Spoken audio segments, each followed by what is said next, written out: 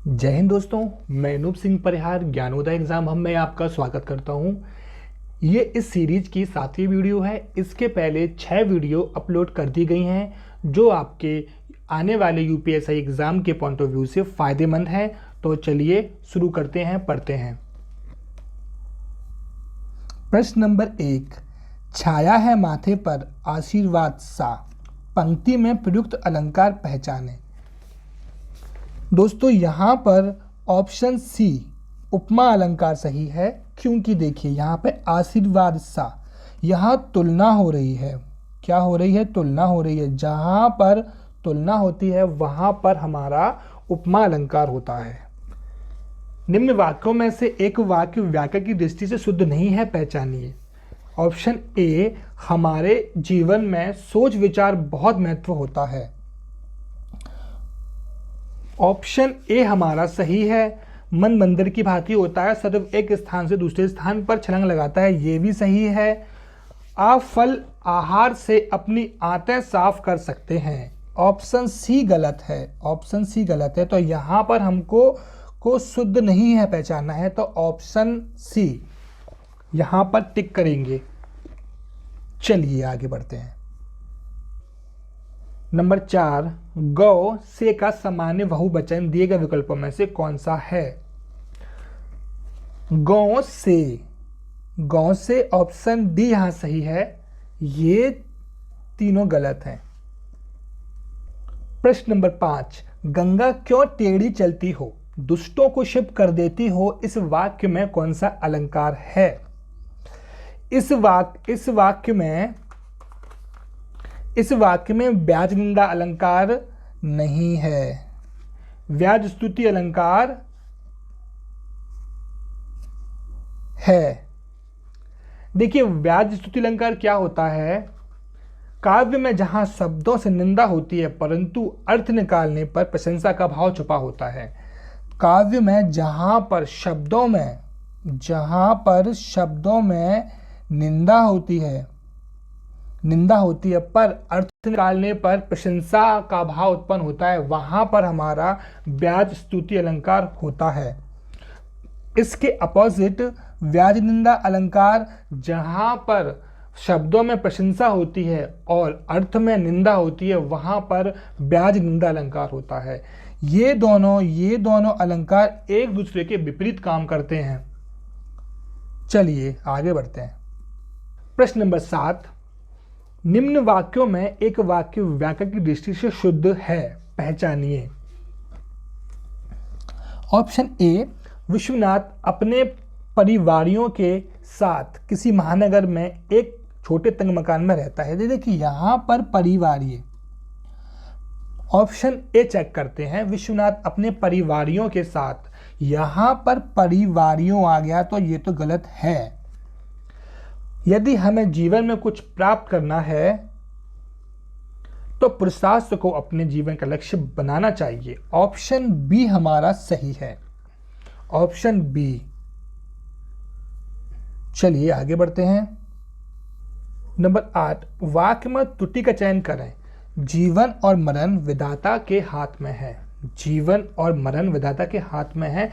देखिए यहाँ पर जो मरण है, मरण को इस तरह से लिखा जाता है, ठीक है, ये लिखा जाता है, तो यहाँ पर ये मरण हमारा गलत है। ऑप्शन सी हम यहाँ पे लगाएंगे। चलिए आगे बढ़ते हैं। प्रश्न नंबर 9, हिंदी ना फारसी, लालजी की सही विकल्प का चयन कर इस लोकोक्ति को पूरा करें। ऑप्शन सी, हिंदी न फारसी लालजी बनारसी, हिंदी न फारसी लालजी बनारसी, ऑप्शन सी यहां पर सही है। प्रश्न नंबर 10, निम्नलिखित में से कौन पद्मश्री प्राप्त कथाकार है? पद्मश्री प्राप्त कथाकार महादेवी वर्मा जी हैं, ऑप्शन बी यहां सही है। दोस्तों यामा के लिए महादेवी वर्मा को, इसके अलावा पद्मश्री के अलावा ज्ञानपीठ पुरस्कार, भारत का सर्वोच्च साहित्य पुरस्कार ज्ञानपीठ पुरस्कार प्राप्त हुआ था, इनको पुरस्कृत किया गया था ज्ञानपीठ पुरस्कार से। चलिए आगे बढ़ते हैं। प्रश्न नंबर 11, जिस तरह मजबूत इमारतों के लिए मजबूत, यहाँ पर हमको कुछ भरना है, ठीक उसी तरह सफलता के लिए भी साफ, यहाँ में कुछ भरना है। दो स्थान पर हमें ये वाले ऑप्शन से हमको इस वाक्य को पूरा करना है। क्या करना है? इन वाक्यों के खाली स्थान भरना है। दोस्तों, जिस तरह मजबूत इमारतों के लिए मजबूत बुनियाद होती है, उसी तरह सफलता के लिए साफ नज़रिए की ज़रूरत होती है। ऑप्शन ए यहाँ पर सही है। नंबर 12, निम्न में सही शब्द चुनें। यहाँ पर हमें इन शब्दों में से जो सही है, वर्तनी के हिसाब से, व्याकरण के हिसाब से जो शब्द सही है, हमें वो यहाँ पर छांटना है। आदर्श, आदर्श, आदर्शा। आदर्श ऐसे नहीं होता है, आदर्श गलत है, ये गलत है। आदर्श हमारा ए सही है। देखिए यहाँ पर राका रेफ जो आदर्श के ऊपर राका रेफ लगा है वो स्वर के बिना है, और ये वाला रेफ आदर्श, आदर्श शब्द का ये वाला जो रेफ है, ये वाला रेफ है, इसकी आवाज़ दा के जस्ट बाद होती है, और ये वाला रेफ जहाँ पर आवाज़ होती है उसके नेक्स्ट वाले अक्षर के ऊपर लगाया जाता है। दिए गए विकल्पों में से सखा का समानार्थी शब्द चुनिए। सखा का समानार्थी शब्द सखी नहीं है, सुखा नहीं है, सखी नहीं है। यहाँ पर दो सखी हो गई हैं दोस्तों, माफ़ी चाहता हूँ, यहाँ थोड़ा सा मिस्टेक हुआ है। मित्र सखा का सही मतलब है, सही अर्थ है, ऑप्शन सी सही है। चलिए आगे बढ़ते हैं। नंबर 14, आटे में थोड़ा नमक डालें, वाक्य में प्रयुक्त व्याकरण पहचानें। ऑप्शन ए संकेतवाचक, संकेतवाचक नहीं है, इसमें पूर्ण संख्यावाचक भी नहीं है, यहाँ पर कोई संख्या नहीं दी गई है, प्रत्येक बोधवाचक भी नहीं है, यहाँ पर अनिश्चित परिमाणवाचक विशेषण दिया हुआ है। आटे में थोड़ा नमक डालें। देखिए जहाँ पर आटा, नमक, तेल, कपड़ा वाली चीज़ें आ जाए तो वहाँ पर परिमाणवाचक विशेषण लगता है। अगर दो कटोरी आटा डालना होता तो निश्चित परिमाणवाचक होता। यहाँ पर थोड़ा शब्द दिया है, थोड़ा हुआ, कुछ हुआ, ऐसे शब्द जहाँ पर आ जाते हैं वहाँ पर अनिश्चित परिमाणवाचक विशेषण होता है। जहाँ पर संख्या होती है वहाँ पर निश्चित होता है, और जहाँ पर संख्या नहीं होती है वहाँ पर अनिश्चित होता है। चलिए दोस्तों आगे बढ़ते हैं।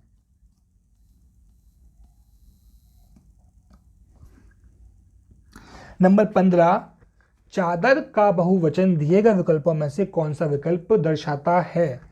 चादर, चादर गलत, चदराओं ये भी गलत, चादरों ये भी गलत, चादरें हमारा सही है, ऑप्शन डी यहाँ पे करेक्ट है। चलिए आगे बढ़ते हैं। नंबर 16, अप उपसर्ग दिए गए विकल्पों में से किसके साथ प्रयुक्त हो सकता है? अप उपसर्ग, उपसर्ग देखिए शब्द के शुरुआत में लगाते हैं, उसे उपसर्ग कहते हैं।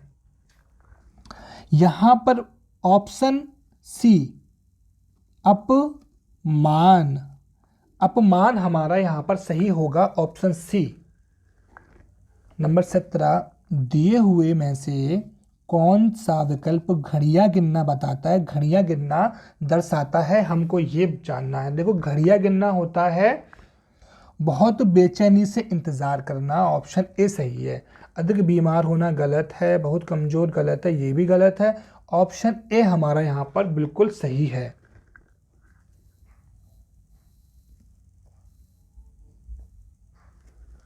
नंबर 18, दिए गए विकल्पों में से कौन सा क्रूर का विरुद्धार्थी शब्द दर्शाता है? मतलब विलोम शब्द यहाँ पर हमको बताना है, किसका? क्रूर का विलोम शब्द बताना है। तो क्रूर का विलोम शब्द क्या होता है दोस्तों? क्रूर का विलोम शब्द होता है दयालु, ऑप्शन बी। नंबर 19, दिए गए विकल्पों में से पंडित का स्त्रीलिंग कौन सा है?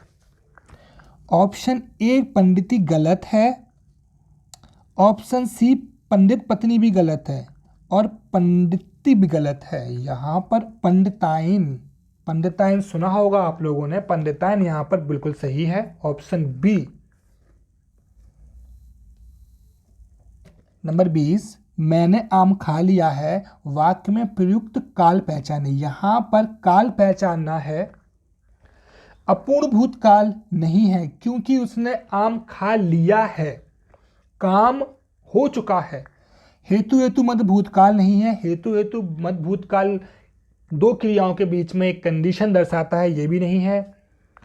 पूर्ण भूतकाल भी नहीं कह सकते इसको, यहाँ पर आसन्न भूत है। आसन्न भूत का मतलब है क्रिया अभी अभी, अभी अभी, अभी अभी कुछ क्षण पहले ही संपन्न हुई है, कुछ क्षण पहले ही संपन्न हुई है क्रिया, इसलिए यहाँ पर ऑप्शन सी आसन्न भूत है। नंबर 21, दिए गए विकल्पों में से मनोहर का समानार्थी शब्द चुनिए। दिलचस्प नहीं होगा, दास्ता भी नहीं है, रोचक भी नहीं है। मनोहर का होता है सुहावना, ऑप्शन डी यहाँ पर सही है। 22, दिए गए विकल्पों में से पराजय एवं माला का समानार्थी शब्द क्या होगा। बहुत ही सरल प्रश्न है ये, बहुत ही सरल। यहाँ पर हार, ऑप्शन बी। पराजय वाली हार और माला वाला हार, ऑप्शन बी हमारा सही है।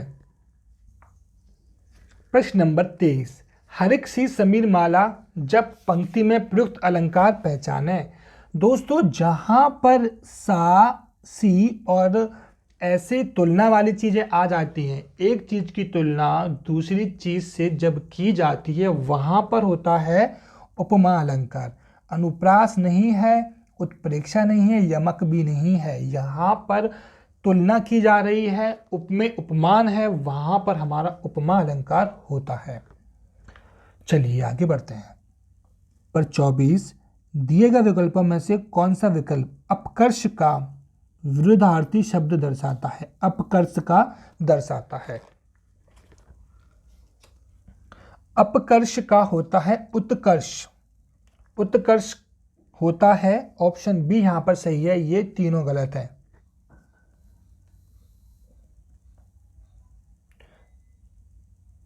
नंबर 25, दिए गए विकल्पों में से विधुर का स्त्रीलिंग कौन सा है। पति मर जाता है उसको विधवा बोलते हैं और जिसकी पत्नी मर जाती है उसको विदुर कहा जाता है। यहाँ पर आपको दिख रहा होगा ऑप्शन सी यहाँ पर बिल्कुल सही है। चलिए आगे बढ़ते हैं। निम्न वाक्यों में से एक वाक्य व्याकरण की दृष्टि से शुद्ध नहीं है। क्या नहीं है? शुद्ध नहीं है, उसको हमको पहचानना है। चलिए पढ़ के देखते हैं। ऑप्शन ए, कभी कभी सिर्फ एक शब्द, एक वाक्य या विचार हमारी जिंदगी बदल सकता है। ये सही है, ये वाक्य बिल्कुल सही है। कई बार हम कोई चीज़ से प्रेरित होकर, कोई चीज़ नहीं, यहाँ पर किसी चीज़ होना चाहिए था, तो हमको शुद्ध नहीं पहचानना है ना, तो ये शुद्ध नहीं है, तो ऑप्शन बी हम लगाएंगे। ऑप्शन बी 26 का ऑप्शन बी सही है। चलिए आगे बढ़ते हैं।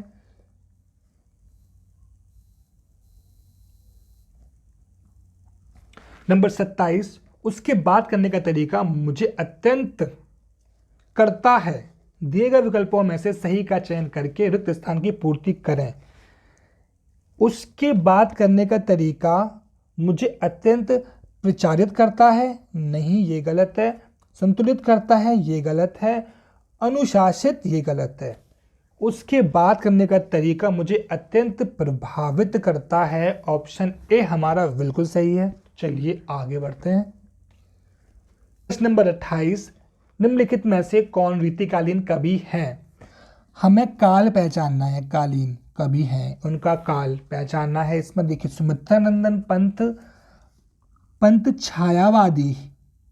छायावादी युग के हैं। दिनकर जी आधुनिक युग के हैं और हरिऔध जी द्विवेदी युग के थे।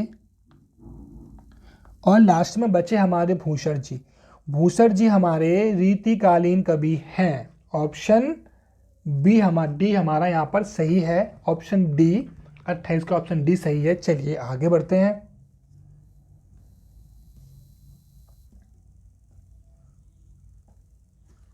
प्रश्न नंबर 29, 9 2 11 होना इस मुहावरे का अर्थ दिए में से कौन सा विकल्प दर्शाता है? बहुत ही इजी प्रश्न है, बहुत ही इजी प्रश्न है। Option C. चलिए आगे बढ़ते हैं। गद्यांश पढ़ें एवं निम्नलिखित प्रश्नों के उत्तर दें। ये सारे गद्यांश को पढ़ के हमें नीचे वाले प्रश्नों के उत्तर देना है। चलिए तो हम गद्यांश पढ़ते हैं। घर घर के आदमी का सम्मान प्राय कम ही होता है, तभी तो कहा गया है कि घर जोगी जोगड़ा आन गांव का सिद्ध। जो घर में घुसा रहता है वह कुछ नहीं कर सकता, जो बाहर निकलता है वही दुनिया को समझता है, नापता है। घर के आदमी को घर से बाहर करना खतरनाक भी होता है। वह घर के गुप्त रहस्य बाहर कर सकता है। घर का बेदी लंका ढाए का उदाहरण हमारे सामने है। जाकी निहारियो गेहते कह न भेद कही दे। यदि विभीषण ने रहस्य ना बताया होता तो रावण का विनाश कठिन हो जाता।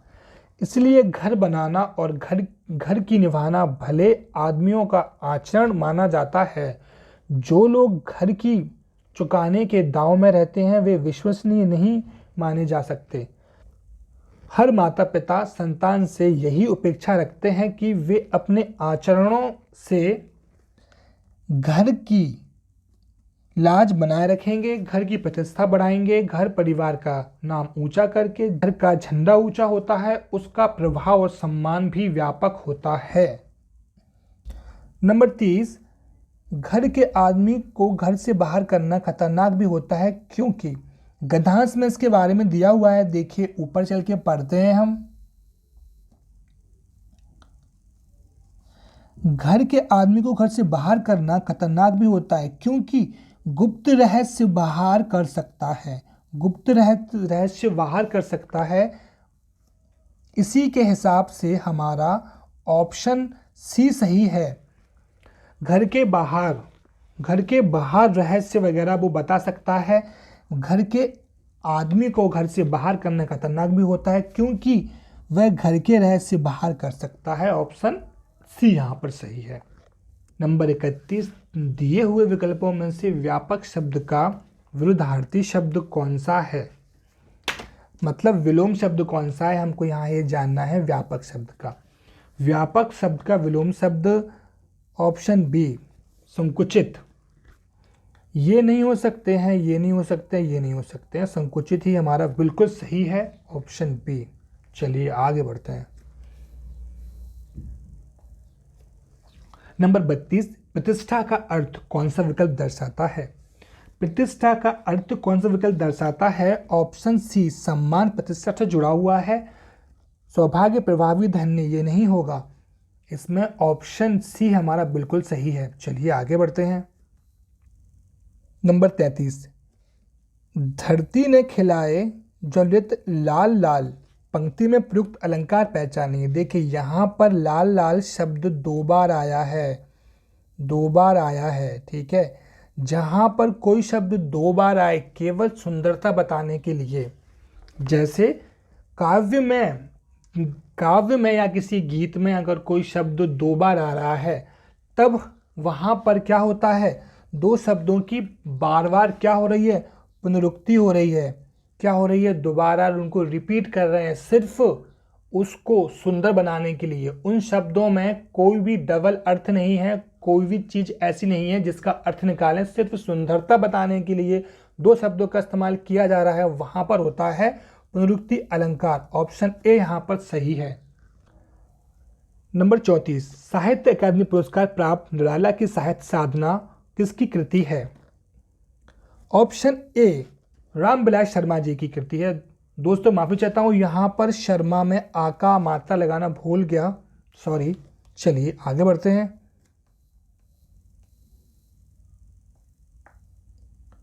नंबर 35, रीति का बहुवचन दिए गए विकल्प में से कौन सा है?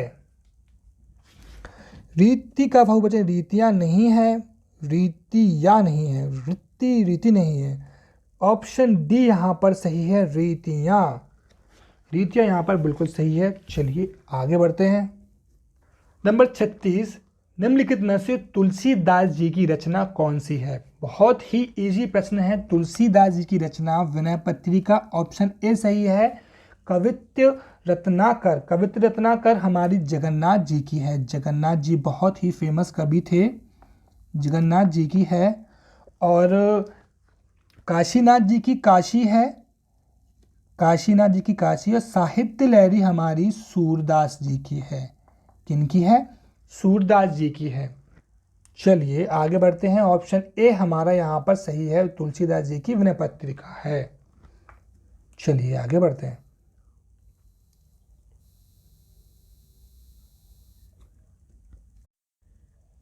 प्रश्न नंबर 37, मैं छुपाना जानता तो समझता, दिए गए विकल्पों में से सही विकल्प का चयन करके। प्रश्न नंबर 37, मैं छुपाना जानता तो मुझे समझता ही, दिए गए विकल्प में से सही विकल्प का चयन करके रिक्त स्थानों की पूर्ति करके वाक्य पूरा कीजिए।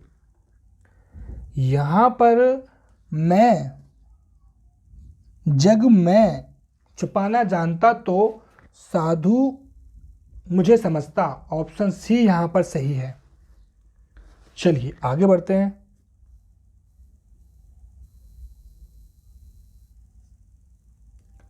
नंबर 38, प्रश्न नंबर 38, प्रश्न करके परेशान करना कौन सा विकल्प इसके लिए उचित मुहावरा है? खोपड़ी खुल जाना नहीं हो सकता, खोपड़ी गंजी करना नहीं हो सकता, खोपड़ी मारना नहीं हो सकता, खोपड़ी खाना। कहते हैं ना कि वो इंसान मेरी खोपड़ी खा रहा है। खोपड़ी खाना मतलब होता है दिमाग खा रहा है। परेशान करना, प्रश्न करके परेशान करना, खोपड़ी खाना। नंबर 39, अनुशासन सफलता की, दिए गए विकल्पों में से सही का चयन करके रिक्त स्थान की पूर्ति करें। अनुशासन सफलता की कुंजी, कुंजी का मतलब होता है चाबी है। ऑप्शन सी यहां पर सही है। नंबर 40, बेताल पच्चीसी किस विशेषण का उदाहरण है? अपूर्ण संख्यावाचक नहीं है, क्योंकि यहाँ पे 25 लिखा हुआ है तो नहीं हो सकता। पूर्ण संख्यावाचक नहीं है, समुदाय भी नहीं है। ये हमारा क्रमवाचक है, जहां पर किसी भी संज्ञा सर्वनाम के साथ चौथा, पांचवा, 10वां, 18वां, 50वां, 100वां ऐसे शब्द आ जाएं, एक संख्या को पॉइंट करके उनका क्रम बता दिया जाए, वहां पर होता है क्रमवाचक संख्या विशेषण। ऑप्शन सी यहां पर सही है। दोस्तों, यूपीएसआई के आने वाले एग्जाम में हिंदी संबंधित कोई भी परेशानी आपको इस सीरीज को देखने के बाद नहीं होगी। आपको आइडिया लग गया होगा कि किस तरह से प्रश्न बनते हैं। वीडियो अगर पसंद आई हो तो लाइक कमेंट करना मत भूलना।